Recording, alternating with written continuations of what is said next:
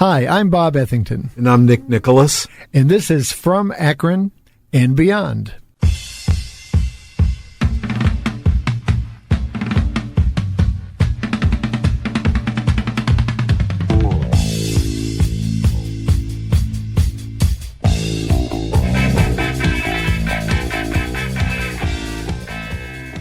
On this episode, which is actually part 2 of one that began last week, we have 2 guests, and it's been a terrific discussion. We knew we had to continue it for a little bit more. So we have Jade Dellinger on. He is the co-author with David Giffels of the book In the Beginning Was the End, DEVO in Ohio, really a definitive book about this important band, roots in Akron, and basically about their early days, how they formed their aesthetic, and then really up to the recording of their first album and national and international renown. Our other guest is Bob Lewis. And all that stuff I just said about aesthetic and music and sound and philosophical worldview, well, it all started with Bob Lewis. He was there at the very beginning.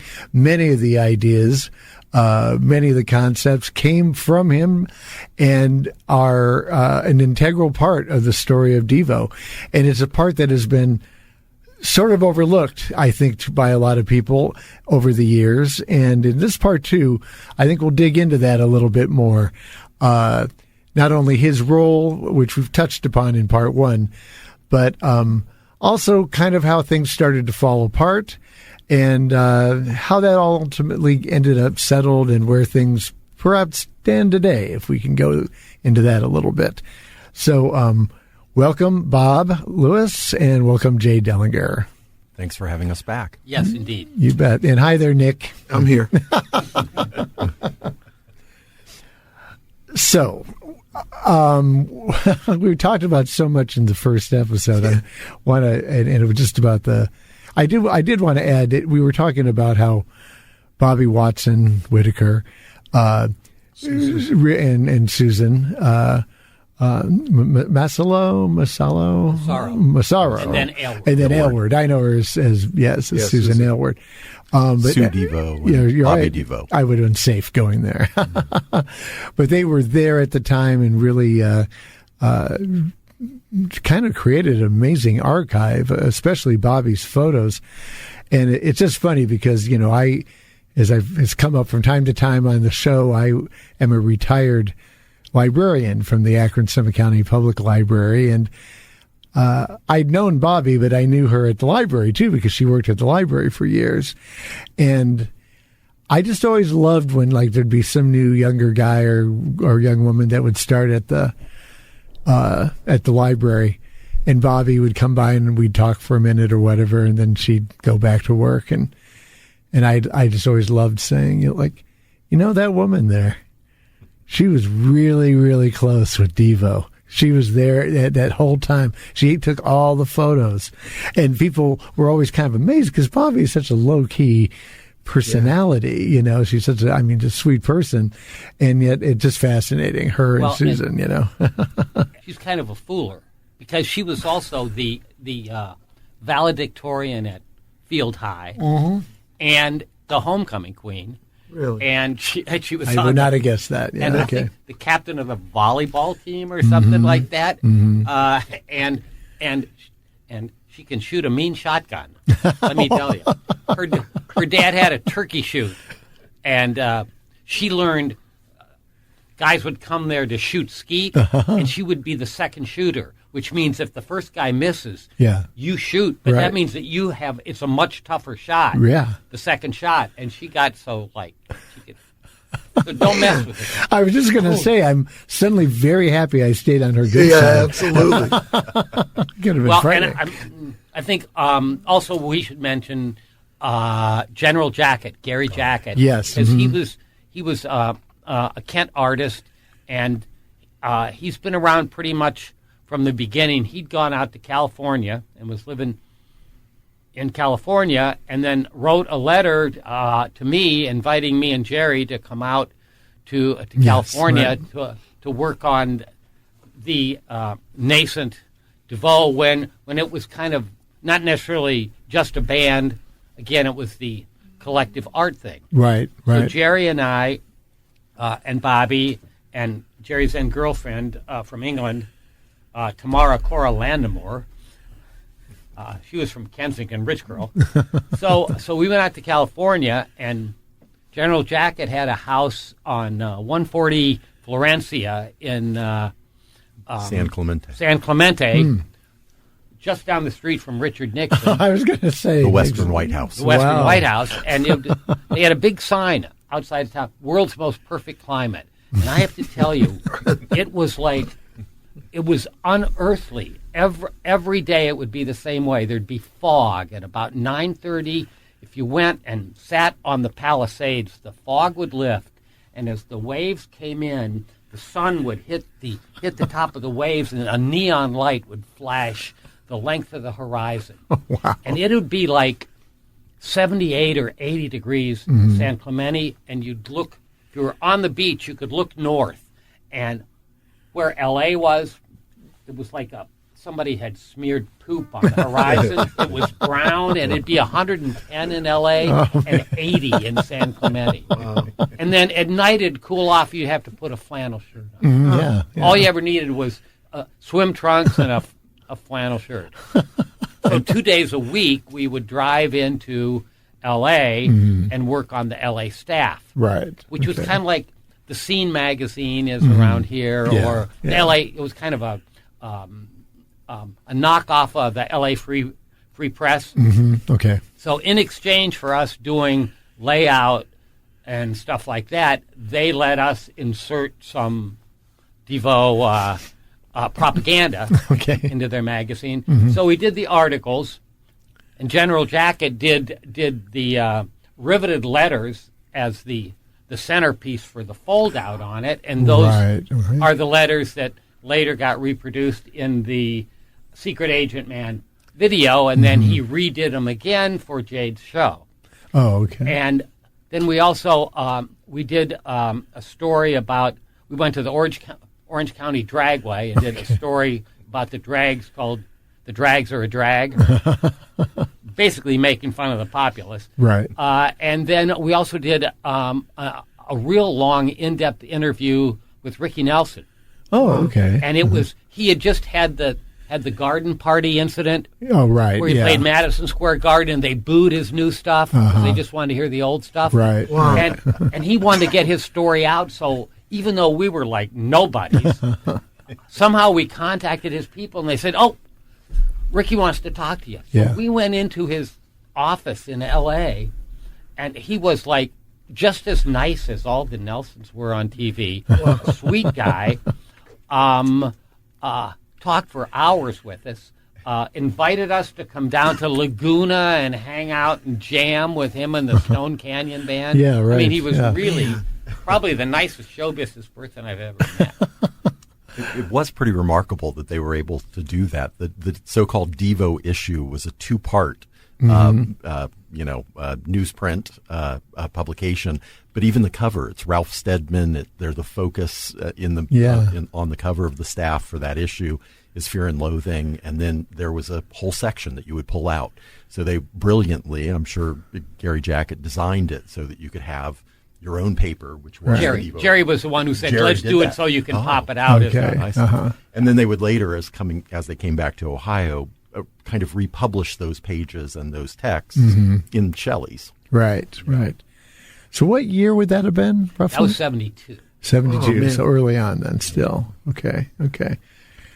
So, and on the way out, we stopped to see Peter Gregg, who had been, he was a Kent kid, and he had played some early stuff with Jerry.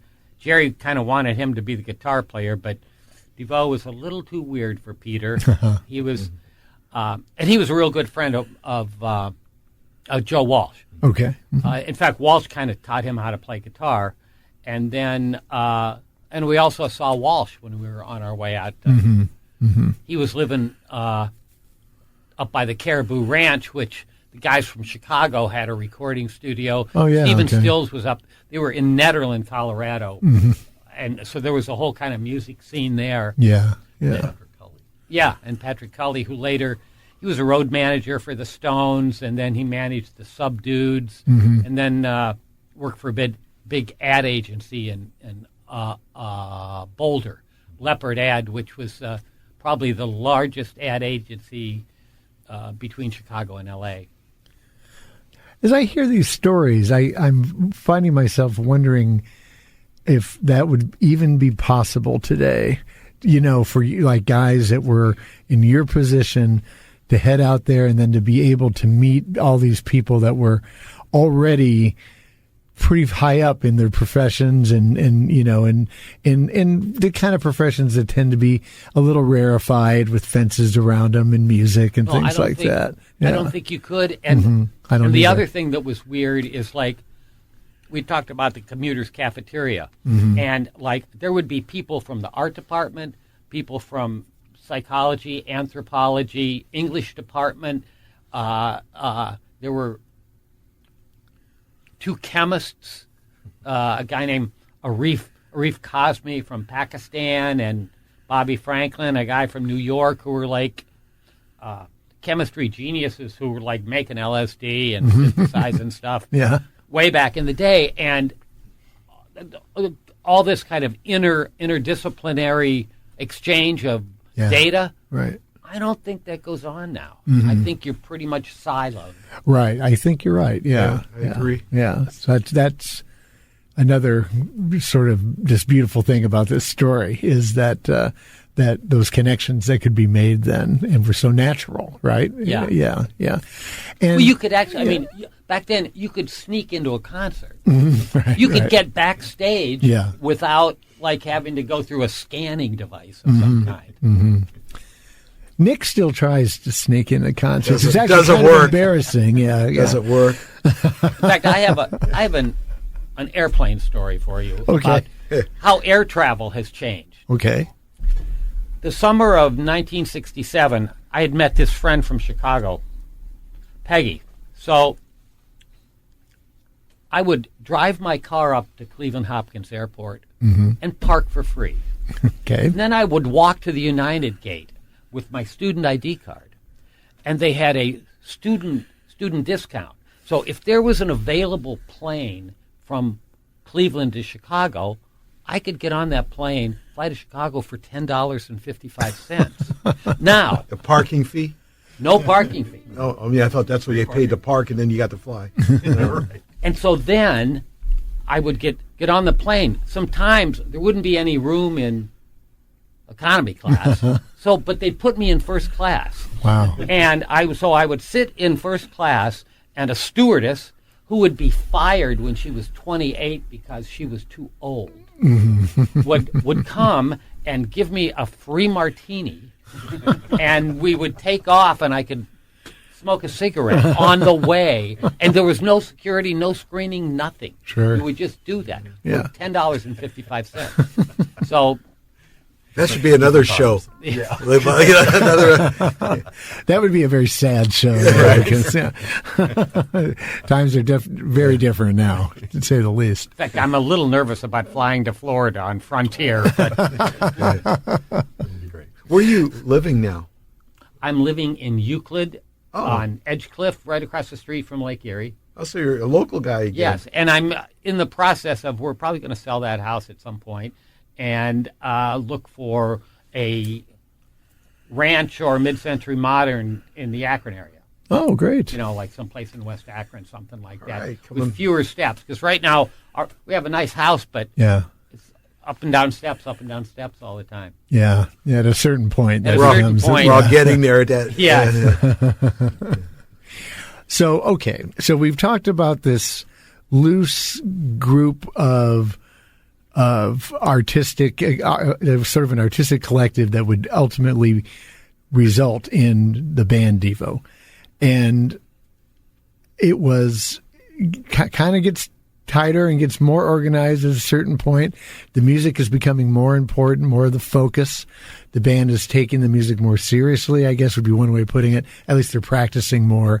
And Mark brought with him an entire PA system, right? Hammond B3 organ, a Mellotron, a Mini Moog, and a clavinet. Okay. He had to borrow a Telecaster from someone, though. Yes, he did. Oh, really? Yeah. Maybe. Yeah, when we lived over Guido's Pizza, there was an electronics repair place downstairs, Okay. and I had put up a little thing said, looking for a used Fender Telecaster. Okay. And there's a knock on my door, and there was a guy downstairs, a guy named Mel Teskey, who was a Fender rep, who had happened to be and saw it, and he said, "How do you like a new one?" Mm-hmm. And I said, "Okay, fine. Yeah, I'd like a new one." And he says, $150. So I gave him a check for $150, trusting that I was. He goes back to L.A. and gives me a blonde maple neck Telecaster and a case and ships it to me for $150. Nice.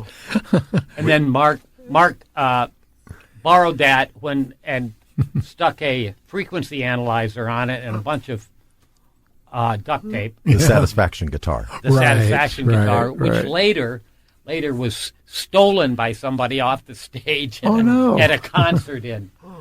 So somewhere my Telecaster's out there. Oh, it's still missing then. It is still missing. Jeez. So, I guess where I'm headed here is, I have this memory that you will not have, Bob. There's no way you could possibly have this, but we were talking before we were on air. You asked me where I'd lived, and I was mentioning I'd lived on Mull Avenue, and we were sort of neighbors in a way because you lived over on Borton Avenue. This is all inside stuff, the Highland Square area in Akron. But I first met you many years ago. It was at a party, and I can't remember now where it was. I have a vague memory. It might have been at my place because I had a lot of roommates and stuff. It was the same kind of thing. And so there were a lot of people who lived there. My band practiced there and stuff. But I remember meeting you, and my memory is you're sitting at a table, and I'll bet you it was probably Bobby was there, but I'm not going to name any names because I'm not sure. But there was some women and there's some guys and talking, and somebody pulled me aside. This is absolutely true. Someone pulled me aside, and they said, "Oh, that's Bob Lewis. He's suing DEVO. You know about this?" And I was like, "No, I didn't know anything about it." And then he he came up with half their ideas. And so that's what I heard. And so and then we talked a little bit or whatever. I don't think I brought that up because I was young and I was just more intimidated by everything. But you're tall. Yeah. Right. Well, I didn't know it then, I didn't take advantage of those things. But so I guess I'm going to use that as a very vague and odd lead-in to ultimately the lawsuit that happened, and that you won. You were totally justified. That story, I think, maybe for the first time, is really told in Jade and David's book, in any detail anyway. And I thought it was fascinating that, that's out there now and you were able to talk about it. So I guess my first question would be, at what point did you realize you were being shut out of things and that your contribution was being minimized? I would say after when the band went to California. Okay. And at that point, that was also the point where Elliot Roberts got involved. Okay. Because Elliot had just he owned Electra Asylum Records. And he had just sold Electra Asylum to Warner Electra Atlantic. And he was Neil Young's manager. Until he died. Yeah, until he died. Yeah, Neil Young's and a number of people. Yeah, okay. Lookout Management. Right. With Bill Gerber too. Mm-hmm. And so he had just sold to Warner's, and in return, I think he had been paid with $300 million worth of Warner's stock. Okay. So all of a sudden now and now they're signed to Warner's. And so he decides he wants to be their manager. And obviously we needed a professional manager, but I thought I would continue to be involved because, kind of the obvious intellectual property and stuff like that. And I think part of that was when the record companies started like vying for DeVoe's favor. And there's a chart in one of the books where there's Warner's and there's Virgin and there's Island. And they'd all expressed interest. Chris Blackwell from Island actually flew into Akron twice during that horrible winter of, I think, 78. Wow.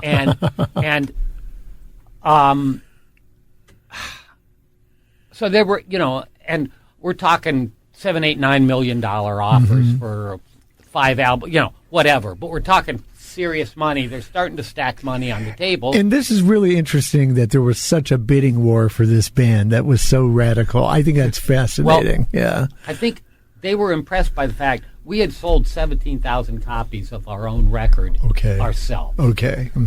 Pressing them in Cincinnati. And Right. And hand assembling them. And then we'd also signed, a short-term agreement with Stiff Records because they wanted to do Be Stiff, and they did that whole Be Stiff tour where every group had to play Be Stiff, which it's a cute idea, but in practice I don't think would have worked. Right. And so I think they were impressed by that.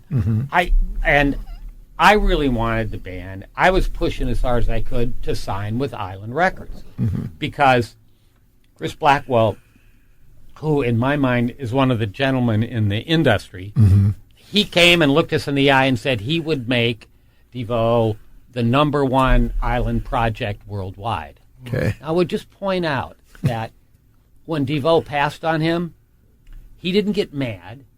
He didn't have a hissy fit like Warner's did. But what he did is he went out and he found another band. Anybody want to guess who that band was? Oh. U2. And he made U2 his #1 worldwide project. And that worked, I'd say. And as General Jacket talked about last night, DeVoe hadn't really signed a formal agreement with Warner's, but there was an understanding. Because David Bowie and Stan Diamond, Boulez Brothers production company, had a deal with Warner's, and Bowie was kind of the sponsor for the trip to Germany to make the record, even though nothing had been signed. But then, while they were in Germany, then there was the opportunity to play in England on their way back. So I had to go down to the Musicians Union in Akron because nobody was a member, and you had to be a member in order to play in England. So we had to FedEx them to Germany so they could be union members, and they played. And then, Branson kind of gets them on his houseboat. Yeah. And mesmerized, and the guy, he's a shark. He's a great white shark. He's got that grin, but he's one of the guys that has like a spaceship for, Bezos and Musk and Richard are all like flying into space on holidays. Right. So, and he was determined, and he kind of mesmerized, says, don't worry about the legal aspect, even though I think he probably knew that there would be repercussions. It worked out for him because he got him for Europe and Australia and Japan. Was that it? And Warner's got him. But as General Jacket pointed out, Warner's had been really excited that DeVoe was coming, and the first thing that happened was Warner Brothers sues the boys and Richard Branson and enforces the settlement. Right. #1, I was not the first person to sue DeVoe, and #2, actually, I didn't sue them. Okay. It's more complicated than that. Okay. I was talking with Bill Whitaker about it. So Bill Whitaker made like a demand letter. This is what Bill's he wanted an attorney. to talk Yeah, about. he's a really great local attorney. And he went to Kent. He was in member of SDS. Okay, right. And a campus bus driver. Okay. And the father of Andrea and Amy Whitaker, and Andrea Whitaker was later the chair of the May 4th Task Force, and now she's the head of the legal aid or something. Yeah, what do they call it? It's for the public defenders for Summit County. She's the head of. And Paul Probius, right? Yes. Yeah. So we sent. This is what we wanted, and so DeVoe went to state court in California and sued me. Okay. And so the only address they had was my parents. So I get this call from my parents saying, "Hey, the process server was here today, and you're being sued by Warner Brothers or something like that." And so then the boys were scheduled to play at the Civic Theater, and so we filed in federal court in Northern District of Ohio down at the federal building there, and the night that DeVoe played at the Civic, just before they went on, a federal marshal goes backstage and serves them the papers. Wow. So then we had to fight about where's it going to be, in California or in Ohio, because if the lawsuit had been in California, it would have been much more difficult for me to afford it. And so because most of the stuff had happened here and most of the witnesses were still here, we got the lawsuit bumped up to federal court and then transferred to Akron, and then we're able to come to an accommodation, which I am not at leave to disclose the amount. Right. We became friends around that time, maybe a little before that. Yes. Because I was living in Akron. Yeah. And I was operating Clone Records, and I wanted to do a compilation album, and there was it was like a Beacon Journal article one day. They were building a building. They're excavating to build a new downtown office building, and they uncovered like thousands of buried bowling balls. And so my first album I wanted to do was Daniel Polinick, who was at your book show last night, was the guy who did a lot of the artwork for Clone. And so my first project, I left it up to him for the concept, and there, lo and behold, the bowling ball stories. So the first album was Bowling Balls from Hell. Right. It became Volume 1, and Bob and I talked, and he came up with a song, and Andrea, by the name of Hurricane Bob. Yes. Yeah. And you had some. Well, Hurricane Bob had just happened, I believe, and so I just thought, hey, might as well. Right. Yeah. We were talking earlier. You recorded that where DEVO recorded. I'm still saying DEVO. I mean, where DEVO recorded their original couple CDs. Yeah, at Man Ray Studio. Yeah.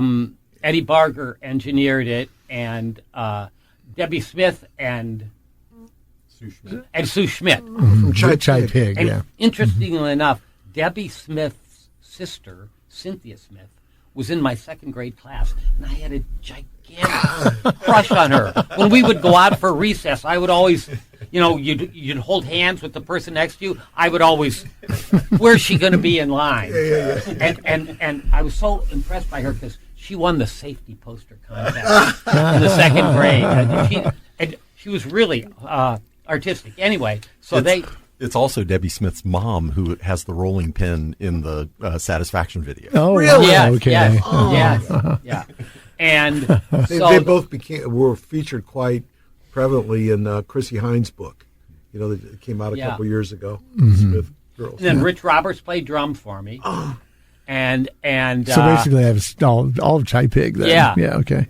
And then I called Terry Hind, and he came over and played sax on it, although he does not remember doing it. In fact, he denies it, even though he's credited on the record. And I don't know any other saxophone players except Jack Kidney. He didn't do it. And he didn't do it. I know he didn't do it. So. That was a great song, by the way,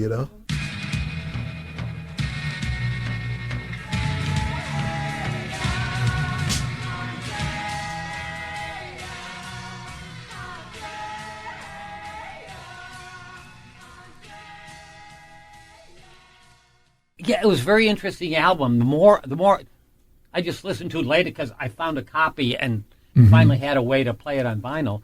And DeFrange. Dennis DeFrange. Dennis DeFrange. And what's his sister? Is that his sister, who was also a musician? I don't know. I see that name. I always was curious. Jillies. Yeah. Yeah, but I was curious if they're related. I'm pretty sure it's either wife or sister. I don't know which. Yeah, but he did some interesting electronic music on that. Are there other Hurricane Bob songs out there that have Just never been that one. released? It was the one and only. Huh? Yeah. One and only. And the album and the song are up on YouTube, so Okay. you can listen to them. So I want to go back. I'm going to want to go back a little bit more in this lawsuit in just a moment. But something just occurred to me, and I thought I'd ask you about it while it's on my mind here. There's a song called Auto Mowdown, Yes. which was an early single, I believe, right? Auto Mowdown down in Youngstown. Yeah. What was that inspired by? What's the Well, story there was on an that? actual incident.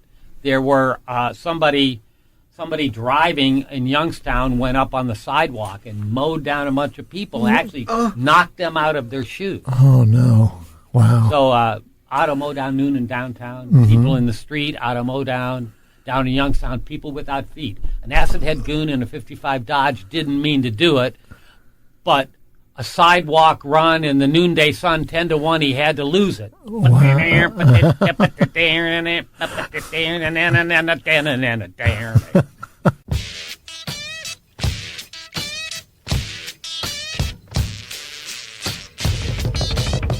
Did you help write that? No, that was Jerry. Jerry and actually I think Peter Craig might have come up with the original guitar lick because we recorded a 3-song acetate at the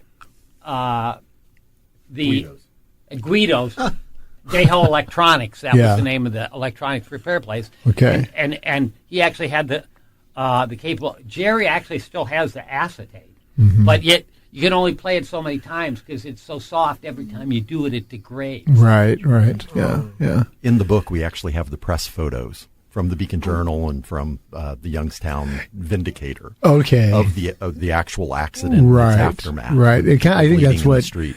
Yeah. And the other songs from the period, they were kind of blues derived. There was Beehive, which was played at the first, and I think the second Creative Arts Festival, and Auto Mowdown. I've Been Refused, and that was a tale based on Jerry's short-term employment at the Adult Physiological Studies Center on Main Street, which is owned by Winston Willis from Cleveland, who, by the way, had the jazz. He was the guy that opened the Jazz Temple. At age 19, he opened a jazz place in Cleveland. Got Miles Davis to go there, Cannonball Adderley, and John Coltrane. They didn't serve alcohol, but they got shut down because it was right next to Murray Hill, Little Italy in Cleveland, and they didn't like the fact that black people and white people were going into the same club. Yeah. So the local authorities shut it down. So anyway, then he went into the porn shop business. And Jerry was working there when the highfalutin name for that when the business. store got arrested. So Jerry Casanova. Jerry Casanova, that was the name he gave when he got arrested. Okay, you mentioned jazz. And the song is about his going to court. Okay, going to unemployment on my knees. Last Monday morning, minus 20 degrees, went to unemployment on my knees. Because he had to claim unemployment. Right. Thank you.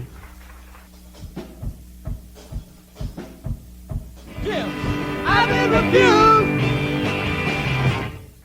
And even in Auto Mowdown, it's Jerry's car that he refers to, right? Yeah. I mean, it's the 55 Dodge is not actually the car, the automobile that was used in that. No. Okay. In fact, we both lived in Kent and we both had jobs in Akron. So I had a 64 Tempest at the time, and we would race on the east leg of the freeway until I turned south and he turned north Right. to go to our various jobs.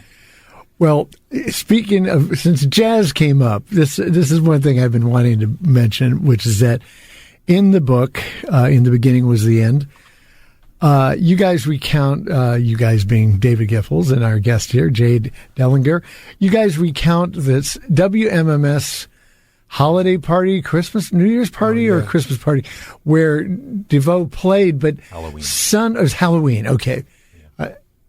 Opening And for Sun Ra. Now, Yeah. I love Sun Ra. Me Sun too. Ra is one of my heroes. And so already I'm like, this is so bizarre that WMMS would ever have chosen Sun Ra and his orchestra to be part of a party just because they weren't playing Sun Ra on that station. No, And they had fully gone to being the buzzard. Exactly. Stuff in the ballot box for the best radio Right. station. Rolling Stone thing. Right, Yeah, right. year after year after year. So what an amazing story. But then, basically he doesn't even really get any whatever happened with him is completely forgotten because what happened with DeVoe at the Right. show. It was kind of scary because General Jacket and I were up in the balcony running the lights at this point, and we're talking about an extremely self-satisfied crowd here. That are, they're on nitrous and God knows what. And they're all hammered and having this party. Right. And DeVoe comes out and does DeVoe, and it doesn't take long before they're objecting. I mean, it was very much like the scene in the Blues Brothers, except there was no chicken wire to protect them. And it was quite hostile. This is early. This is way before they had any reputation, really, or anything. So the fact that they were on the bill is amazing. It's just so bizarre. I just can't imagine that. And we didn't get to see Sun Ra because it was best that we left at that point. And I was kind of looking forward to seeing that. Something similar happened at the Outpost in Kent. Okay. Oh, man. I think this is the one where, and I think it was maybe Mark was spoofing, and basically said that DeVoe was a cover band. And the Outpost was a little bit on the boot scooting redneck end of the spectrum. And they didn't take kindly to it, and it literally wound up with us. It had a gravel parking lot of squealing out of the parking lot and showering gravel on the angry mob that was chasing us. I can imagine that. Yes. And then there was one other incident at the Eagle Street Saloon in Cleveland, which is now where the stadiums are, the baseball stadium or the basketball. I'm not sure exactly which. Around Carnegie. There was and these nights. this bar that had closed, and then there was a local kind of a hustler guy, and so he didn't have a liquor license. He would open this bar, and he would just go to the grocery store and buy beer, and then just sell beer. And so we went there once, and it was kind of okay. There wasn't much of a crowd, but the second time, there was a biker invasion. And there must have been 40 bikers in there.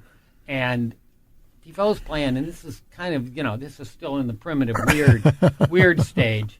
And they were all drunk, and they took exception, and there weren't any lights. So, again, General Jacket and I were in the audience with lights on the band because there weren't any lights on the stage. And one of the bikers came down, and he said something to me, and I turned around, and the light shone in his eye, and he kicked the light up in the air, and I just kind of shoved him, and then the set was over, and then I went outside, and then I went to go back in, and like Mark comes out and says, "Oh no, you can't go back in there. The bikers are there. They're going to kill you." And about 2 minutes later, Cleveland police came, and it was like 4 or 5 squad cars, and in every car there were like 4 cops, and they looked like they'd been like popped out of a mold. They were all about 5'10" and 225, stout, with batons, and they just went in and beat the crap out of the bikers. Wow! While we went back to Akron, heading south.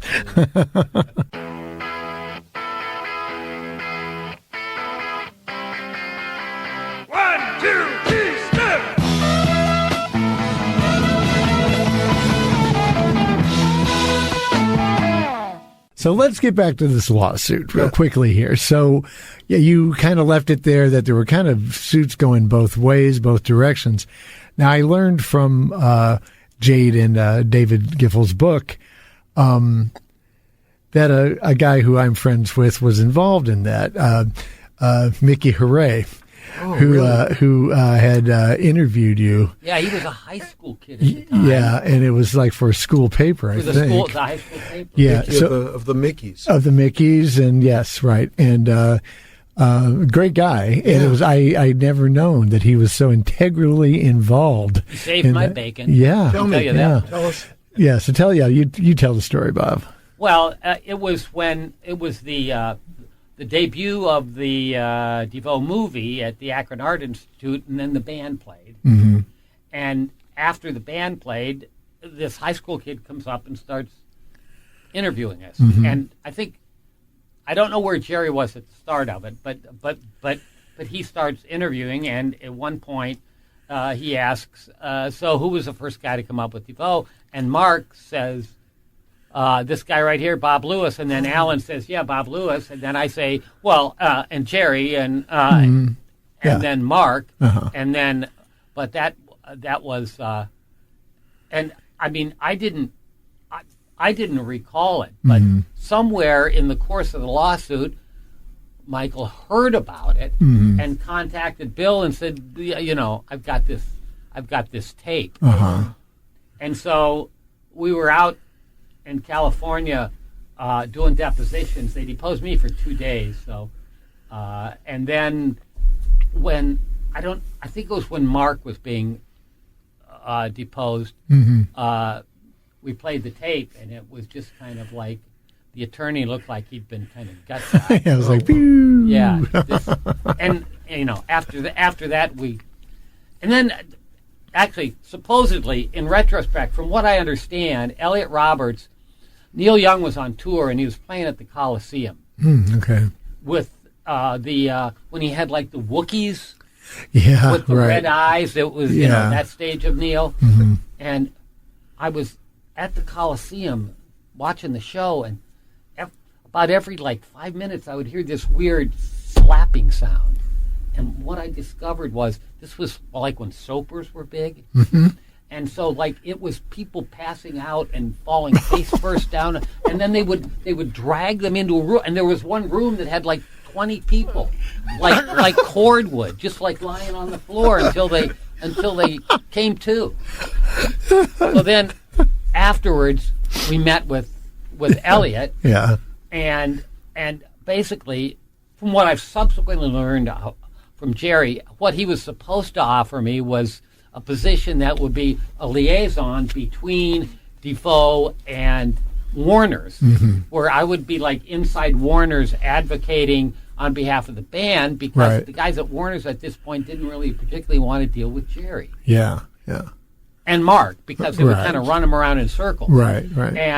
But that's not that. And had they offered that, I don't know what the outcome would have been. But he offered me a job racking records for Warner's in Cleveland, and then insulting, really. And then he actually said, and we're in the hotel at West 150th by the airport, kind of, which is Lakewood, I believe. And he says, "You'll never work in this town again." I said, "Well, we're in Lakewood. I don't care if I never work in Lakewood." You know, and that kind of... Right. And I think another outcome, I don't know if that would have saved DeVoe's bacon with Warner Brothers or not. I think by then it was pretty much already polluted to some extent. Yeah. But I certainly would have explored that had the option happened. So really, in a nutshell, Bob was being pushed out by the band and of having any involvement with what they had done and created, which he had been an integral part of. And Mickey Hooray, or Michael Hooray, as a high school kid, had done this interview where they basically say overtly, Bob Lewis is the guy who came up with these ideas. So, yeah, that completely had to Can't just... wait to read that. Yeah, yeah. And actually, that's a little unfair to Jerry, because it was from 1970 to 1973. It was me and Jerry. Yeah, and, yeah. And then Mark gets involved then. Right.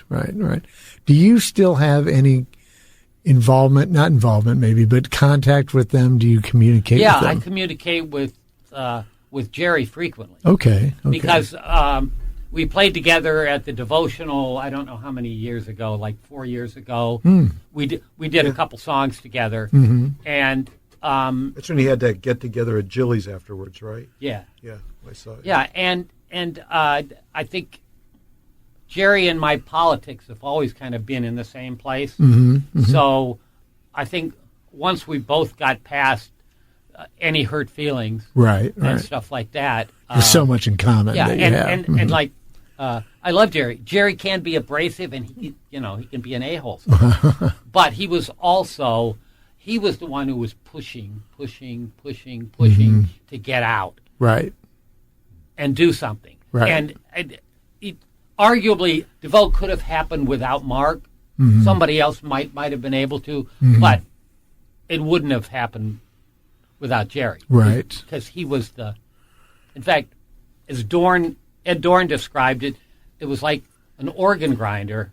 He said that, like, I was the brains, Jerry was the gears, and Mark was the monkey that would hop up and get the coin. Because,